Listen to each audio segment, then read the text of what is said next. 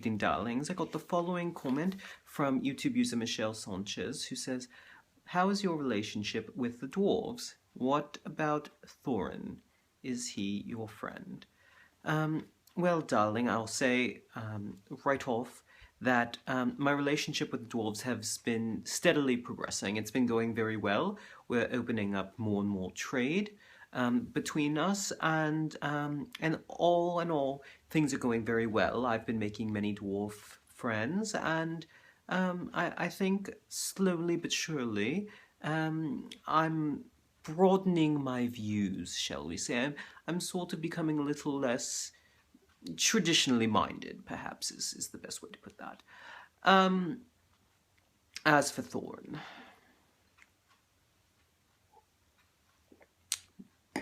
I assume you mean Oakenshield and not Stonehelm. Stonehelm is a lovely lad, but I'm sure that's not who you mean. As far as Oakenshield is concerned, but things have not really improved. There's some required civility, of course, in all of this, and so in that respect, things have remained about the same, but friendship is not going to be an option. That's just, it's not in the cards, darling.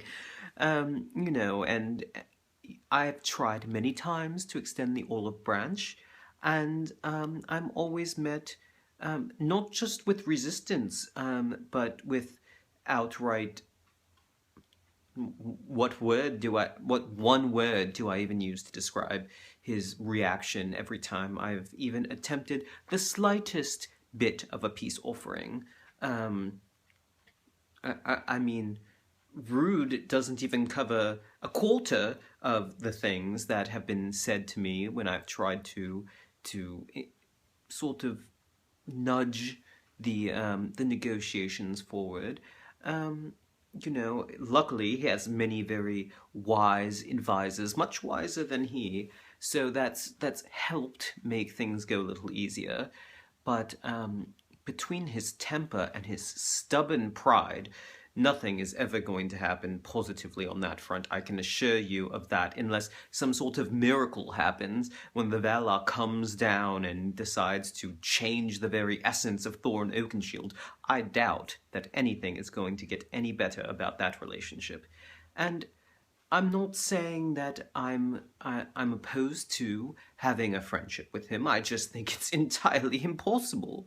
You know, I have made many dwarven friends as things have sort of moved forward, and so, you know, I think that I've gotten sort of where I'm comfortable with, and I don't see him giving an inch. There's never going to be any sort of give and take between us. It's going to be one or the other with him, and compromise is certainly not his strong point ever. I'm sure we've seen that already with the whole Arkenstone business, the whole gold in the mountain business. I think we've seen plenty of examples of why he will never, ever concede even the tiniest little fraction of anything, even to people who are owed it, by the way.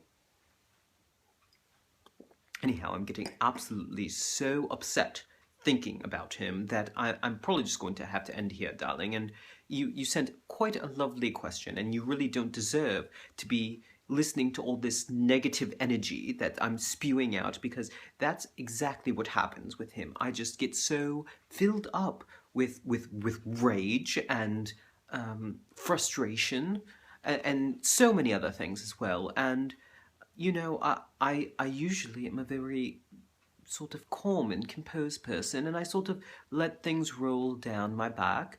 And there's something about him. We are just like oil and water. There's no way we ever seem to be able to come to any sort of agreement on anything in the slightest without lots of intervention, usually by more than one person. So, I'm sorry, darling, if you were looking for some sparks of hope that a friendship could be kindled, but I think it would take a miracle. So thank you so much for your question, darling. Cheers and ta-ta.